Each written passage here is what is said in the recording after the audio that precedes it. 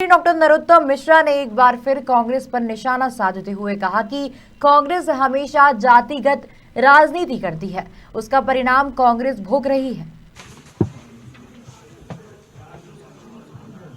पिछले 24 घंटे में कोरोना के 0 प्रकरण हैं, कोई भी संक्रमित नहीं आया है। ठीक होके जाने वाली संख्या भी 0 ही है। एक्टिव केस पूरे मध्य प्रदेश में 5 वर्तमान में हैं। जो हमारे सैंपल लिए गए हैं पिछले 24 घंटे में, वो 54 लोगों के सैंपल मध्य प्रदेश के अंदर लिए गए हैं। संक्रमण दर भी 0 है। रिकवरी की दर वर्तमान में हमारी स्थिर बनी हुई है 98.7। जो पुलिसकर्मी पिछले 24 घंटे में 0 है। एक्टिव केस भी 0 है। पिछले 24 घंटे में जो वैक्सीनेशन हुआ है वो 667 लोगों को वैक्सीनेशन हुआ है। आज तक जो कुल वैक्सीनेशन हुआ है वो 13,35,96,717 लोगों को वैक्सीनेशन हुआ है। आज माननीय मुख्यमंत्री जी नए साल की नई सौगात देने के लिए टीकमगढ़ में जा रहे हैं। प्रदेश के गरीबों के कल्याण की दृष्टि से आज का दिन ऐतिहासिक दिन है। आज मुख्यमंत्री भू अधिकार योजना की शुरुआत मुख्यमंत्री जी करने वाले हैं टीकमगढ़ जिले से, और 10,500 गरीब परिवारों को आज भूखंड दिया जाएगा। ये योजना संपूर्ण मध्य प्रदेश के अंदर लागू की जाएगी। बहुत महत्व का मध्य प्रदेश के लिए आज का दिन गरीबों की दृष्टि से है। जी, जो भी कार्रवाई होगी, अभी ज्यादा बोलना चूंकि मामला सब जुडिस है इसलिए ठीक नहीं है। कांग्रेस पार्टी सभी बोल रही है कि किस वर्ग की कितनी संख्या है, और उनके प्रभुत्व लोग जो बड़े लोग हैं उनकी भी अलग से जानकारी बता रही है, प्रभावशाली लोगों की। देखिए, कांग्रेस हमेशा से जातिगत राजनीति करती आई है और उसका दुष्परिणाम कांग्रेस भोग भी रही है। इस तरह की जातिगत राजनीति से कुछ होने वाला नहीं है। मध्य प्रदेश के लोग कांग्रेस को समझ गए हैं। काठ की हाड़ी बार बार नहीं चढ़ती, एक ही बार चढ़ती है। डॉक्टर गोविंद सिंह जो आरोप राज्य सरकार ने जो धन अधिनियम बनाया है उसकी धारा 10 को लेकर के सुप्रीम कोर्ट में विषय विचाराधीन है। राज्य सरकार अवैध धर्मांतरण न हो इसके लिए कटिबद्ध है। हम अपने पक्ष को मजबूती के साथ में सुप्रीम कोर्ट में रखेंगे। संभवतः 7 तारीख को सुनवाई होगी। इसमें किस तरह की कार्रवाई आप तक? सर, भोपाल के भोजपाल मेले में एक युवक ने युवती के साथ अश्लील हरकत की थी। 1 तारीख का मामला था। पुलिस ने कहीं ना कहीं मामला दबाने की कोशिश की, लिपापोती करने की कोशिश की, सार्वजनिक नहीं किया था। और भी लोगों के साथ निशाना बनाया होगा। गंभीर धाराओं में ही मामला दर्ज नहीं किया गया। नहीं, इस तरह का कोई भी मामला हो, सरकार पूरी गंभीर रहती है और इसको हम गंभीरता से देखेंगे। सर, जहां ट्रेन पर हमला कमलनाथ ने ऐसे ही कह रहे थे, पेन ड्राइव लाए थे सीडी।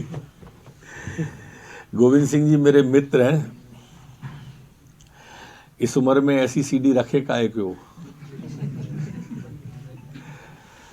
और देखना भी नहीं चाहिए। भजन की उम्र में गजल की कोशिश नहीं करना चाहिए। आप पे रखी है तो रखे रखे खराब हो जाएगी। दिखा दो, सबको दे दो। हमारे प्रदेश अध्यक्ष आपको कह ही चुके हैं, खुलेआम कह चुके हैं, तो आप इसको रखो मती, सार्वजनिक कर दो। को सही बताया है तो वहीं दूसरी ओर कपिल सिब्बल फेल बता रहे हैं। वो खुद भी वकील है। अपना पक्ष रखते कपिल सिब्बल जी। अब सुप्रीम कोर्ट के निर्णय के आने के बाद में अपनी भड़ास ऐसे नहीं निकालना चाहिए। न्यायालय का सम्मान करना सीखें। आप उन्हें बड़ा वकील कह ही रहे हो। तो बैतूल गिरफ्तार तो हो ही जाना चाहिए। ये मध्य प्रदेश है, यहाँ कानून का राज है। अपराध करने के बाद अपराधी बचेगा नहीं। और हमारे यहाँ तो घंटे भी फिक्स होते जा रहे हैं अपराध करने के बाद में। आप देखेंगे कोई भी अपराधी को नहीं छोड़ रहे। सागर में भी प्रधानमंत्री जी ने इसका उद्घाटन किया और बंगाल में अगर पथराव हो रहा है तो इसे आप कैसा देखते हैं? ममता बनर्जी भी उस दिन मंच पे नहीं बैठी थी जब क्योंकि श्री राम के नारे लग गए थे, तो क्या इस वजह से हुआ है? अब ये वंदे मातरम गीत तो पश्चिम बंगाल से ही आया था चटर्जी जी के द्वारा। अब इनको श्री राम पे आपत्ति है, वंदे मातरम पे आपत्ति है। इससे आप पश्चिम बंगाल की मानसिकता भी समझ सकते हो कि किस तरह की मानसिकता लेकर ये ममता जी की जो सरकार है, और इसमें पथराव करने वालों को संरक्षण दिया जाता है, अपराध करने वालों को संरक्षण दिया जाता है, और देश प्रेमी नागरिकों की गाढ़ी कमाई से चल रही ट्रेन पर पथराव किया जाता है। अब माननीय मोदी जी तो सबका साथ सबका विकास करके चली रहे हैं, इसलिए उन्होंने तो कोताही नहीं की पश्चिम बंगाल के विकास के लिए। पर यह संकुचित विचारधारा है, ये निंदनीय है। जहाँ एक और सुप्रीम भारत जोड़ो यात्रा को लेकर उस पर डॉक्टर गोविंद सिंह का कहना है कि जब उनका आशीर्वाद और रामलला का आशीर्वाद मिल गया है तो सरकार हमारी बनेगी, केंद्र में भी और राज्य में। राम मंदिर भी पुजारी है, इसी को देवास्वप्न कहते हैं। और ऐसे स्वप्नों में अगर वो विचरण करती है कांग्रेस, तो हमें क्या दिक्कत है। मैंने विधानसभा में भी कहा था, मैं अभी भी कह रहा हूं कि 10 सालों में दिल्ली में नेता प्रतिपक्ष नहीं बना, और आने वाले चुनाव में मध्य प्रदेश में भी नेता प्रतिपक्ष बनाने लायक लोग नहीं आएंगे।